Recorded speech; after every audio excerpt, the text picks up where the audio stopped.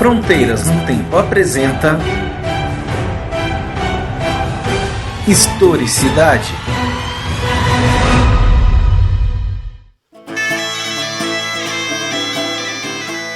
Olá, aqui quem fala é o Marcelo Beraba. Você está ouvindo o Historicidade, programa de entrevistas do Fronteiras no Tempo, um podcast de história. Bom, meus caros ouvintes, vocês devem ter percebido que eu e o CA estamos em umas mini-férias, né?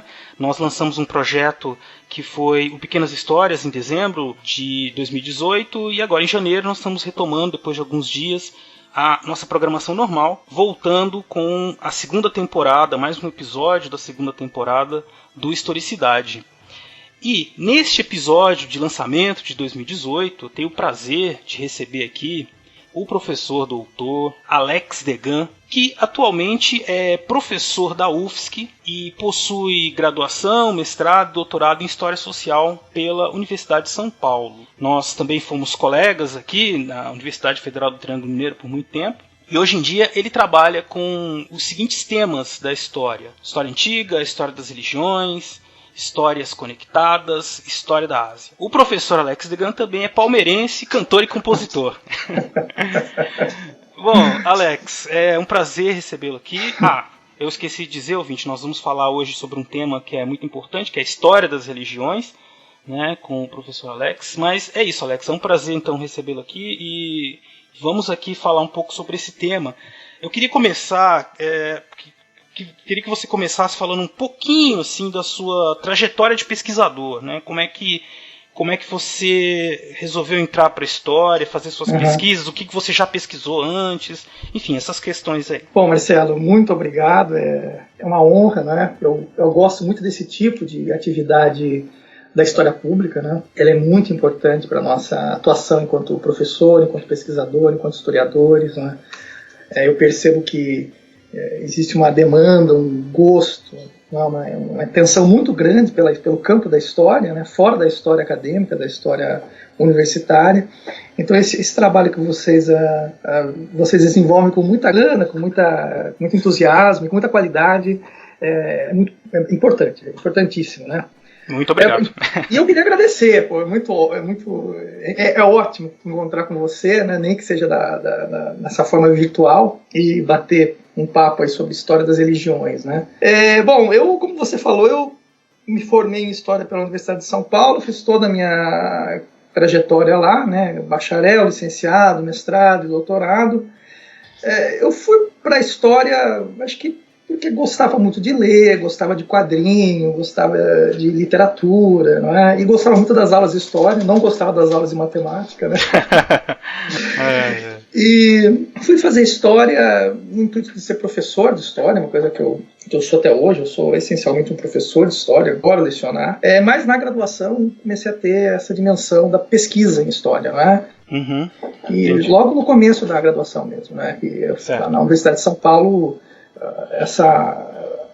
esse campo era muito estimulado, né? Não só, mas enfim. E aí eu já comecei a pesquisar, por conta própria. Depois comecei a trabalhar com o professor Norberto Guarinello, que trabalha com história antiga, não é? E assim foi a minha carreira, não é? Sempre trabalhei com temáticas ligadas à relação entre os romanos e os judeus, vamos colocar assim, né, no Mediterrâneo. E assim levei minha carreira até recentemente mesmo. Ainda trabalho com essa temática, né, com essas relações tanto culturais, religiosas, políticas, econômicas, enfim, entre judeus e as outras comunidades na bacia do Mediterrâneo. Mas de uns 6 meses para cá eu comecei também a estudar a relação entre esse mundo mediterrâneo e a bacia do Ganges, enfim, e o subcontinente indiano, né? Entendi. Então, ainda é uma pesquisa bastante inicial, mas que também dialoga com esse campo das religiões, né? E é muito interessante porque, aliás, como toda história, sou suspeito de falar, né? Mas nós temos poucos contatos, debatemos muito pouco, né, essa região, a Ásia, né? Eu não esqueço, assim, as conversas que a gente teve sempre me fascinou muito a maneira, as questões que os argumentos que você trazia aí para pensar essa região que é, de certa forma, berço de grandes civilizações, né, que nos influenciam até hoje, e que hoje em dia a gente acaba vendo de uma maneira muito estereotipada, né? A Ásia, os asiáticos, né? É uma visão desse mundo que para nós ocidentais continua quase que mística, né? É uma coisa muito estranha. É interessante isso. E assim, bom, a gente for pensar hoje, né, o papel da China, quer dizer, é a região mais povoada, populosa do mundo, então economicamente ela está ali nos estratos superiores, em termos da produção científica também. Então, quer dizer, desconsiderar tanto a Ásia Central quanto a Ásia, o extremo asiático, é um problema da nossa formação historiográfica, né, no Brasil. É um problema grave, eu gravíssimo, acho. Precisa tentar superá-lo rapidamente, né? E essa é uma característica muito da academia brasileira, porque se a gente for olhar para a Argentina, por exemplo, mesmo para o Uruguai, a gente já tem ali nesses campos especialistas em Índia, em China, são poucos também, né? Mas em Palestina, enfim. Então nós já temos especialistas nessas histórias espacialmente mais deslocadas, mais longe. Mas elas não são tão longe assim, porque a gente for pensar o papel da presença desses povos asiáticos na composição do Brasil é muito significativa, né? Exatamente. Essa, como eu disse, é uma impressão, né, de estar muito longe, mas e nós estamos todos conectados há muitos séculos, né? Exatamente. De muitas maneiras, né? É uma coisa que a gente precisa perceber com mais clareza, né? Mas como tudo, é um assunto que vai longe, porque a falta de pesquisas nessa área tem a ver com toda a estrutura educacional brasileira que, enfim, a gente não teria nem como abarcar aqui nessa entrevista, né? Porque você precisaria de mais investimentos para ter uma pessoa que chega na universidade com mais condições de estudar isso tudo, né? Enfim. Mas hoje, então, o nosso tema aqui é a história das religiões, e é muito curioso porque também a questão da religião, a história, assim, no senso comum, vamos dizer, né? Sempre se pensa assim, o historiador como um cético, né? Um ateu, aquele que vai estudar a história das religiões para falar mal das religiões dos outros, né? Para dizer que Deus não existe. Né? A gente sempre muito colocado nessa posição. Quer dizer, e acaba que a história das religiões ainda tem muito, para muitas pessoas, né? Eu vejo isso. Elas vêm ligadas a uma questão da Bíblia, uma questão, primeiro, ligada ao cristianismo, segundo, ligada a questões das narrativas religiosas, míticas, né, das religiões. Então, uma coisa muito mais próxima da teologia, longe da história. Né? Mas queria que você falasse para a gente, aqui para o nosso ouvinte, como que tem sido, como está o campo atualmente da historiografia das religiões e como que ela dialoga e como ela se diferencia da historiografia tradicional das religiões. O campo contemporâneo da chamada história das religiões, é sempre importante usar o plural, né? Ele não se diferencia muito do campo da história, pensando no campo da história mesmo. Né? Então, a historiadora que objetiva, que deseja se dedicar a algum assunto ligado às religiões ou às religiosidades, ele deve aplicar os instrumentos críticos, metodológicos e epistemológicos da história como ele aplicaria em qualquer outro objeto. Não é? Agora, é interessante isso que você colocou das abordagens anteriores e um pouco desse ruído, dessa tensão entre a crença e a atividade científica, porque ela estabelece nesse campo uma certa particularidade que de fato causa muitos ruídos. Não é? O que eu quero dizer é o seguinte: ainda nós temos, no campo da história das religiões, uma história muitas vezes proselitista, outras vezes eclesiástica mesmo, confessional, não é? E que acaba confundindo a investigação histórica com uma atividade de proselitismo mesmo, de apologia a uma determinada religião. Isso é um problema do campo, não é? Embora eu conheça vários historiadores, colegas historiadoras, que são crentes em determinada religião e que pesquisam ela e que fazem isso com maestria. Mas é sempre uma relação muito complicada de ser equacionada, não é fácil. Não é? Mas eu diria a você que hoje, não é, contemporaneamente, esse campo, primeiro, ele passa por uma valorização novamente. Não é? A gente for pensar na década de 80, 70, o estudo das religiões, ele, sobretudo no Brasil, ele deixa de ser uma preocupação dos historiadores e passa a ser está mais atrelada aos antropólogos, aos sociólogos e aos cientistas da religião, mas nos últimos 20, 15 anos a gente observa uma volta, uma redescoberta desse objeto, aplicando a ele o mesmo instrumental que a história aplicaria para estudar, sei lá, a economia ou a política, as relações internacionais, não é? Entendi. A crítica à fonte, né? Uma coisa exatamente. Assim, a crítica à fonte. De pensar os símbolos, as representações, todas essas questões. Contextualizar. Né? Contextualizar, lógico, né? Porque, assim, no campo das religiões, a gente basicamente tem dois tipos de caminhos para pensar esse objeto, não é? Ou seja, duas grandes tradições de aproximação epistemológica e metodológica, né?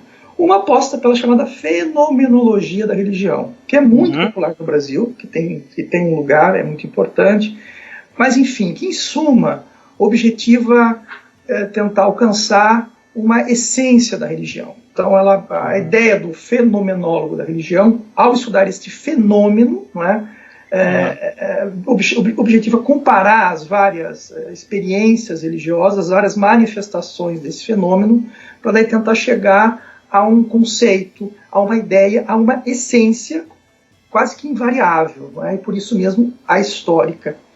A história, ela tende a olhar a fenomenologia da religião com um pouco de impaciência exatamente por esta questão. Né? Quer dizer, o historiador ele deseja não buscar o invariável na religião, mas entender que as religiões elas são constituídas na história, no tempo, elas têm uma trajetória, ou seja, as religiões mudam. Então, para se estudar uma determinada religião, é necessário observar o seu contexto, a sua gênese, a sua variação, a sua espacialidade, a sua relação social. Então, acho que são esses dois percursos, né? O campo da fenomenologia da religião.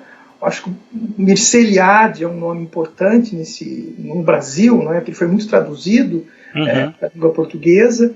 E as obras dele são muito cuidadosas, mas ele tem essa busca pela essência do sagrado, do religioso, enfim. E um campo mais postulado pela história da religião, que vai observar o processo, a gênese, o contexto em si. Né? Entendi. E o que se me diz desses estudos, por exemplo, que vão pensar...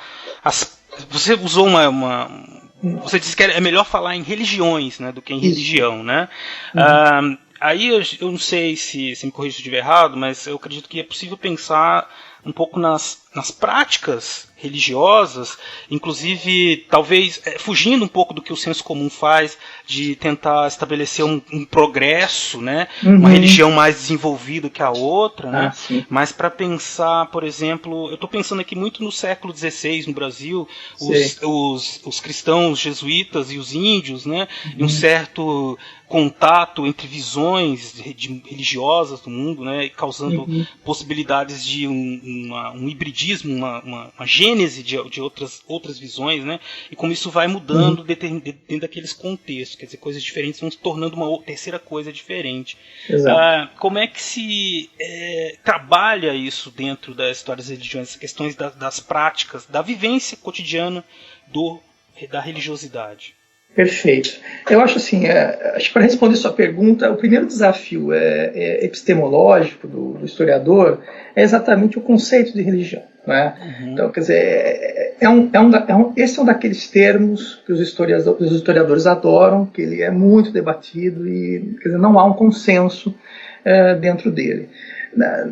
A maior parte da historiografia do século XIX até meados do século XX padecia de um certo religiocentrismo, não é? Ou seja, a religião é uma daquelas palavras que todo mundo, de certa forma, tem uma vivência, tem um conhecimento, mas se você pedir para definir, a pessoa começa a patinar, não é? Ou tende a definir exatamente a partir do seu objeto. Então, no caso do Brasil, como o Brasil é um país majoritariamente cristão, quando a gente olha os dicionários, ou o Wikipedia, enfim, a ideia de religião, a definição de religião está muito presa ao monoteísmo, então ou ao cristianismo. Então a ideia de um sistema de crenças que pressupõe a ideia de um Deus, ou de Deus, né? de uma série de livros sagrados. Quer dizer, esta é uma perspectiva que encara o fenômeno muito a partir da perspectiva cristã. Não é? A gente for pensar, por exemplo, em várias tradições budistas, a ideia de Deus ela não é central, ela pode ser, inclusive, desprezada. Então, quer dizer, aquilo não é uma religião. Então, acho que o primeiro passo é investir nisso, quer dizer, em tentar construir uma ideia de religião que não corra esse risco de um religiocentrismo. Né? Depois disso, como encarar esse objeto? Quer dizer, uma coisa é a religião enquanto o espaço da fé individual, o exercício da religiosidade em si. Então, esse é um campo muito estudado pela antropologia, pela psicologia, não é? É um caráter marcado pela sua singularidade. Outra coisa é pensar a religião dentro de um universo mais coletivo. Então, quando a gente pensa as instituições religiosas, as procissões, os cultos, as práticas, a associação disso com a arte, a associação disso com a música, a associação disso com o Estado. Então, esse campo mais dilatado da experiência religiosa permite uma atuação mais segura, madura, mais densa do historiador, né, para estudar a história como um problema, a religião como um problema social também, né, ligado à história social. Então, esses caminhos eles são possíveis. Então, tanto a abordagem que vai observar o sentido individual, singular, quanto esse campo ligado ao coletivo. Né? A própria palavra religião, ela traz na sua etimologia essa dupla vinculação. Né? Há uma discussão se a palavra religião vem de religare, religar, não é? Ou de relere, que é reler, rever. Não é?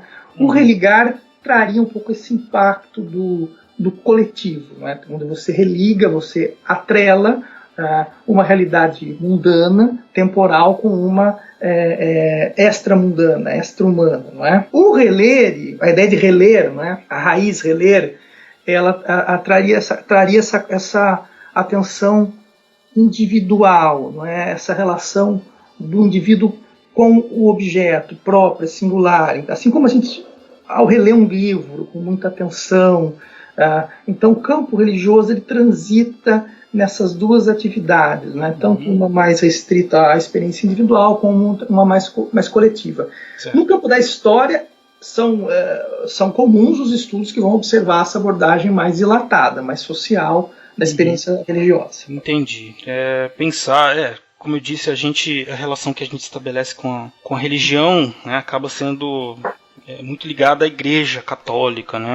É uma coisa que nós não conseguimos escapar e que tem demandado. Nós precisamos nos debruçar melhor sobre isso, pensando as religiões, porque afinal de contas, principalmente no contexto atual, né, que a religião está sendo muito debatida, né, a gente precisa compreender como nós lidamos com ela em diversos contextos, contexto da colônia, império, república e, enfim, o mundo todo de maneira geral.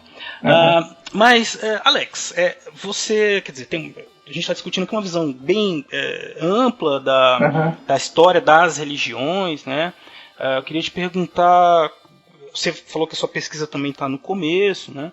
Mas eu queria que você falasse um pouco assim das suas perspectivas dos objetivos, as fontes que você pretende consultar, né? Possibilidades, algumas hipóteses, né? Da sua pesquisa atual. Eu queria que você falasse um pouco para os nossos ouvintes sobre isso, então. Tá. Olha, eu estou num momento que eu estou encerrando uma pesquisa e começando outra. Então, ao mesmo tempo que é um momento muito confuso, né? Ele é muito criativo. Ele é muito... Certo. Então, a minha pesquisa, desde a minha iniciação científica, ela gira em torno desse universo judaico-mediterrâneo. Então, o que me interessava, o que me interessa, na verdade, nesse campo, é perceber como essa riquíssima tradição cultural, material, religiosa, judaica, ela vai se abrir e vai também se fechar para outras contribuições. Né? Você falou em sincretismo, por exemplo, quando pensou o caso do Brasil colonial, né? Quer dizer, as religiões elas são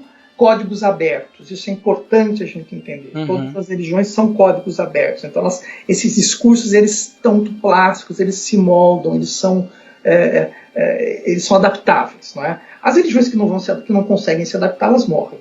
Então, então me interessa muito perceber como as experiências ditas judaicas elas vão se constituindo na bacia do Mediterrâneo em convivência com gregos, com persas, com romanos, egípcios, enfim, né?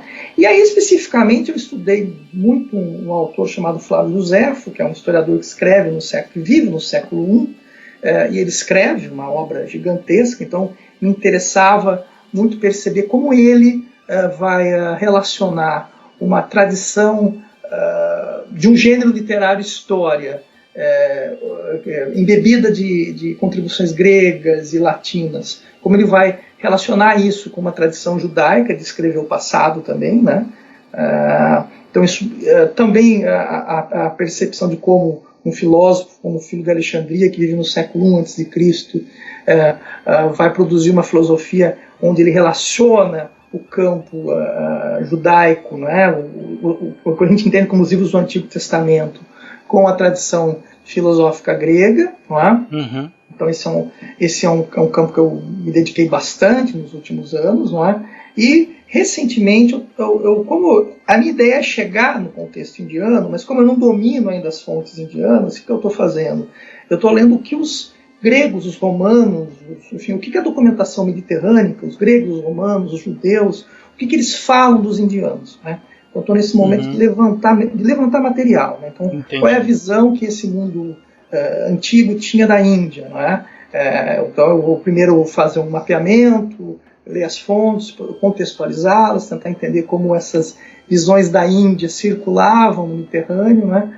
Mas a minha ideia no futuro é chegar a estudar a documentação indiana, tanto escrita quanto material também, para perceber essa conexão, que isso é uma coisa importante. Durante muito tempo, a história passou um pouco à margem dessas conexões, né? E hoje a gente, talvez pela globalização, enfim, a gente presta muita atenção em como não só a cultura material circula, mas as ideias religiosas, como elas circulam, como elas são readaptadas, ressignificadas em contextos variáveis. Então é isso que me interessa hoje, observar especificamente na documentação antiga, né? Entendi. Isso que você falou tem muito sentido quando a gente observa que muitos mitos ligados depois à fundação de diversas religiões no tempo, no espaço, guardam diversas semelhanças, né? Para a própria coisa do Jesus, da estrela, você encontra essas mesmas narrativas em outras regiões, etc. A gente, na nossa visão de um mundo compartimentado, que as pessoas, e que tudo é muito quer dizer, a gente tem essa impressão de que as pessoas estão separadas e esquece que elas caminham, se conectam e trocam ideias, né?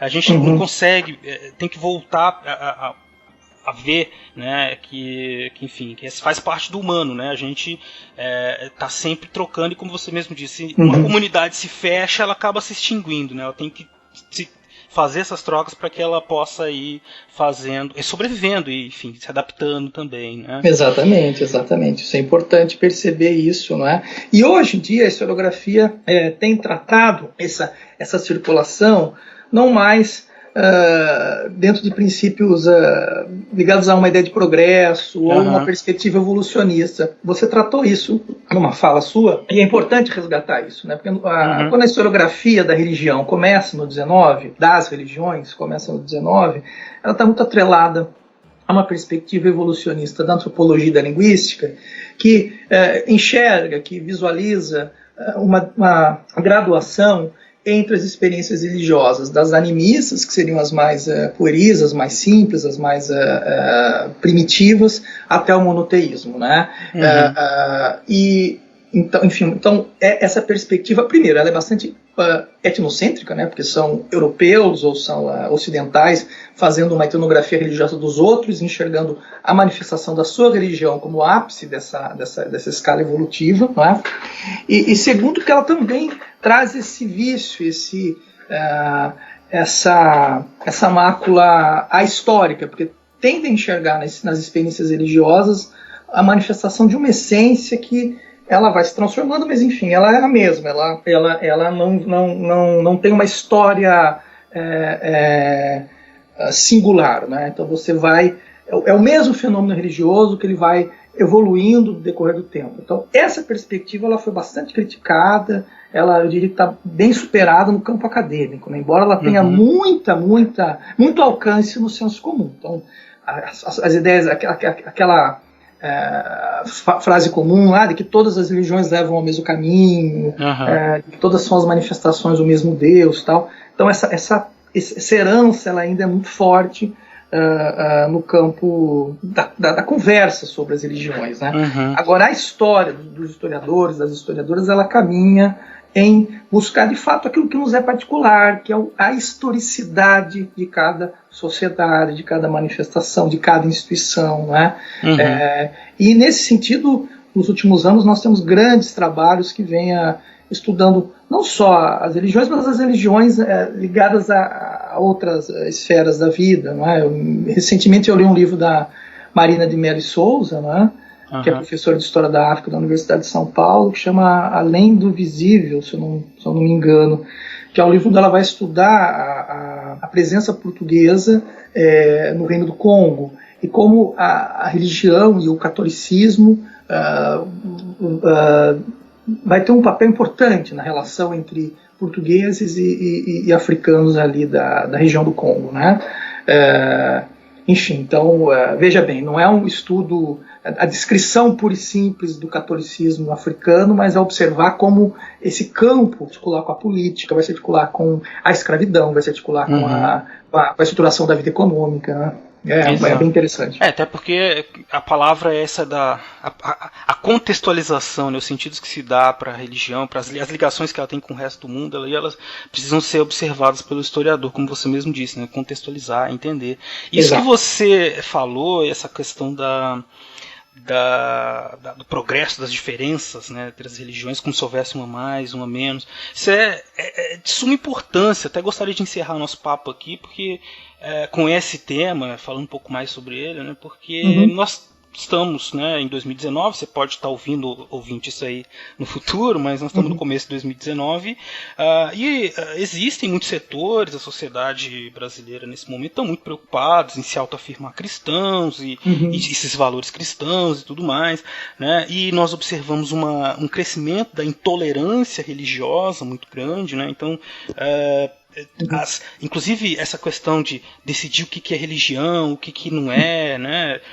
Quer dizer, você tem então uma afirmação de preconceitos raciais baseados também na religião, né, na religiosidade das populações. E isso, infelizmente, a gente acaba observando que pode se ganhar mais força, virar política pública até, inclusive. Exatamente. O que é mais que um retrocesso, né? Um crime, eu diria. Enfim, eu acho que para o ouvinte fica importante a importância, né, de se estudar a história das religiões, porque é uma inquietação muito atual, né? Uma coisa que nós temos uma ligação, todos nós temos alguma ligação, né, qualquer que seja, com isso, e que nós precisamos entender justamente, e ainda mais num momento como o de hoje, né? Mas o que você pensa sobre isso, Sr. Alex? Bom, primeiro que é importante isso que você falou sobre o ensino da história, né? E as manifestações religiosas, os fenômenos religiosos, os contextos religiosos, eles devem permanecer como um objeto do ensino de história. E hoje mais do que nunca. Porque se a gente olha esse campo da história pública, né, a história das religiões ela está sendo muito bem ensinada. E quando eu falo muito bem, não quer dizer que eu goste da forma como ela está ensinada. Ela está sendo muito praticada, ela está muito presente. Seja em novelas, a atração turística, uma das atrações turísticas mais visitadas da cidade de São Paulo é o Templo de Salomão, que fica no Brás, né? Que não é só um templo da Igreja Universal, ele também é um museu interativo. Então, ali se ensina a história de Israel antiga, se ensina história antiga, não é? Assim como nas novelas, nos jogos, nos games, enfim. Então, esse campo da religião, ele não pode ficar restrito apenas à voz dos pregadores, enfim, que eles também têm autonomia, direito de dizer o que eles querem, não é? Mas a história também tem que contribuir para aumentar esse universo da consciência histórica que uma sociedade deve desenvolver. E contribuir, volto a dizer, com os instrumentos que são próprios da história, não é? Que é a crítica ao documento, a contextualização, a relativização, quer dizer, cada documento tem que estar ligado ao seu contexto. Dito isto, eu acho que essa relação entre religião e sociedade, religião e política, o nosso Estado ele se vê como laico, então, o que não quer dizer que ele é contra a religião, mas é um Estado que não tem uma religião oficial, o que é muito bom. Mas essas relações entre sociedades, estruturas políticas e estruturas religiosas, elas, no caso do Brasil, elas nunca foram muito bem resolvidas, essa é a verdade, não é? O que me leva a dizer que, de fato, nós temos que ficar bastante vigilantes em relação a isso, para que não ocorra nenhum tipo de abuso. Não é?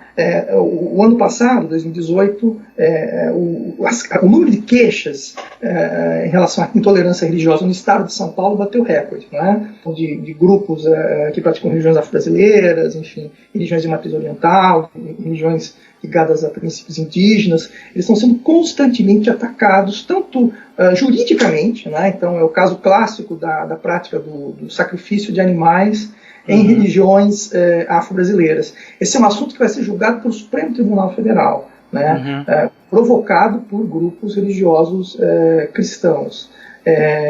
A mesma coisa, a espacialidade desses templos que vira e mexe são postas em discussão pelo poder público, a questão da territorialidade das cidades, enfim. Então, esse é um campo que ele não está muito bem resolvido ainda, não é?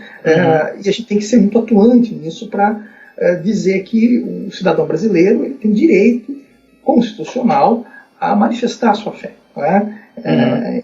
E o Estado não pode escolher esta ou aquela tradição religiosa, mas ele tem que ser ele tem que comportar os interesses daqueles que desejam manifestar uma religião e daqueles que não desejam, né? Isso é importante. Eu acho que nesse sentido nós vamos ter um futuro aí que vai nos colocar desafios, né? Mas volto a dizer, isso não é uma novidade na história brasileira. Você que trabalha com história criminal, enfim, com história da justiça, sabe muito bem. Até pouco tempo atrás, certas manifestações religiosas eram criminalizadas, né? Exato. Então, isso muda, né? Isso é matéria de luta, é matéria de conscientização, de engajamento, enfim. E acho que a história, nesse sentido, pode contribuir bastante para esse tipo de debate. Meu caro, realmente teremos muitos desafios pela frente, né? Como você... Gostei da lembrança que você fez, realmente você tem momentos na história do Brasil, não faz muito tempo, né, em que esse tipo de perseguição religiosa era institucionalizada, né? Exato. Então nós temos que, eu acho que fica essa mensagem é muito importante, a vigilância, né? O estudo, o olhar atento, né, para todas essas movimentações, né? Muita serenidade também para discutir tudo isso, né? Exatamente. Porque, enfim. Eu costumo sempre lembrar os meus colegas que trabalham com história do Brasil, então, que a ideia desse encontro entre a América indígena e a Ibéria europeia, não é? Ela se dá, no caso do Brasil, ela começa com uma missa, não é? E com a instalação de padrões, de marcos de posse. Então, é um processo que ele está revestido de um simbolismo religioso gigantesco, não é? Mas também de uma carga simbólica de violência também grande. Então, essa relação entre as religiões, eu volto a dizer, elas são códigos abertos, elas podem servir tanto para a libertação das potencialidades humanas, para insistir na mensagem do amor, não é? Para insistir na tolerância, no reconhecimento do outro, na irmandade, como também para investir na propagação do ódio, enfim, em estimular as diferenças. Então, observar a historicidade dessas temperaturas é algo bastante interessante e é uma contribuição grande que a história pode dar para a sociedade brasileira contemporânea. Muito bem, então, quer dizer, não é nem tanto ao céu, nem tanto ao inferno. Exato. É preciso observar, né, as fontes, os contextos e fazer uma reflexão, né, promover um estudo que leve a uma reflexão histórica sobre as religiões, né? Exato. Ainda vale a pena a gente investir no estudo da história, né? Exato. Meu amigo Alex, o papo está muito bom, mas eu queria agradecer a sua presença aqui no nosso programa Historicidade, deixar aberto o convite para futuros papos, porque a conversa é boa, vai longe, né? E é isso, muito obrigado. Eu queria que você deixasse uma mensagem final então para os nossos ouvintes do Historicidade. Olha, eu agradeço, Marcelo, é um prazer, tanto pela nossa relação pessoal, né, somos amigos, quanto por conversar, né, sobre história. É um assunto que eu gosto bastante, né? Eu deixo o convite aos ouvintes do podcast para que eles se aproximem desse objeto, né? Que eles continuem estudando e busquem se informar sobre as várias manifestações religiosas, enfim, a riqueza disso, a conexão disso com o campo da cultura, com o campo da política, enfim. Esse é um objeto bastante sedutor, e ele é polissêmico, ele tem várias possibilidades de você enfrentá-lo. Então eu deixo esse convite aí ao ouvinte do podcast. Muito bem. Alex, muito obrigado mesmo, cara. Foi um prazerzão. E ouvintes, fiquem aí que daqui a pouquinho tem mais alguns recadinhos antes de encerrar. Até mais.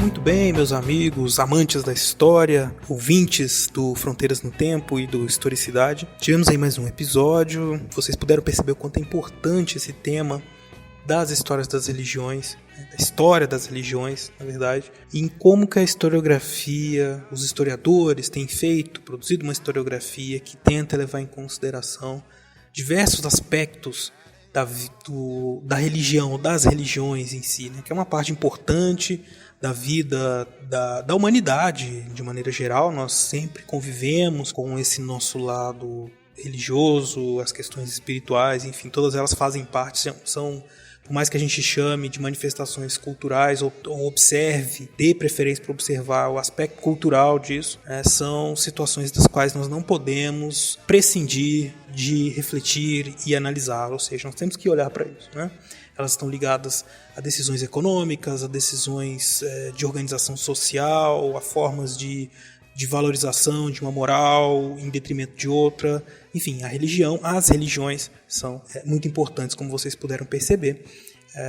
E a gente pôde perceber também o quanto é importante que essas reflexões históricas sobre as religiões nos levem a uma diminuição da intolerância religiosa, né, a compreensão de que nós, enquanto humanidade, vivemos esse lado religioso de diversas maneiras, no tempo e no espaço.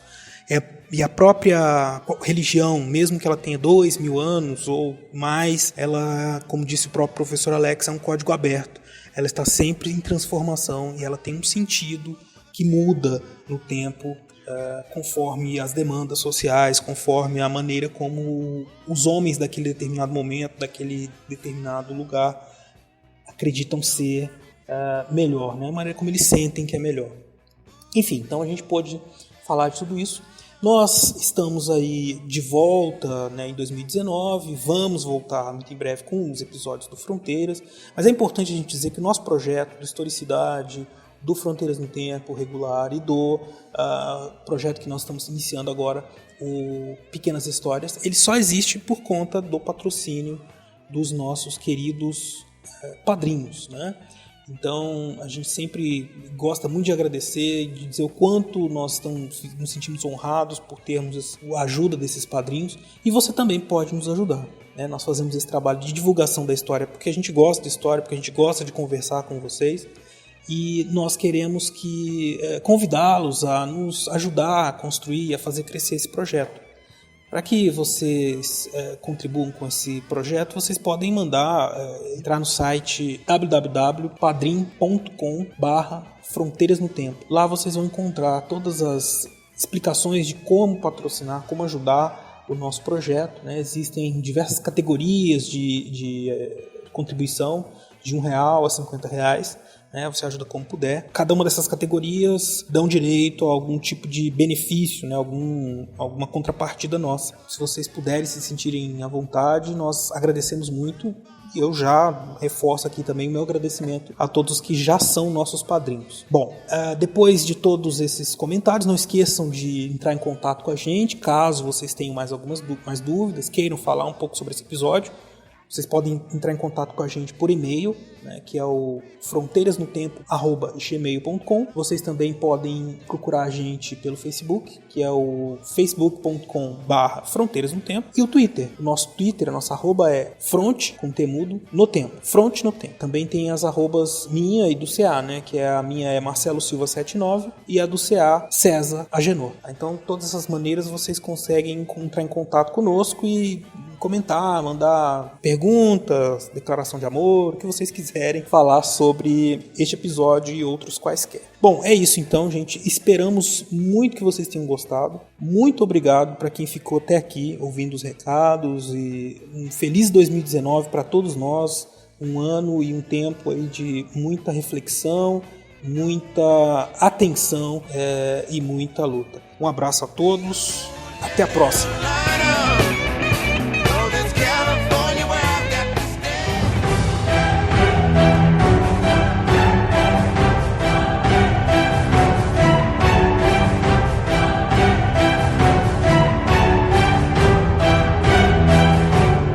Você ouviu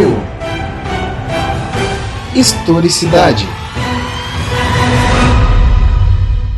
Edição Tolkiencast. Edições e produções.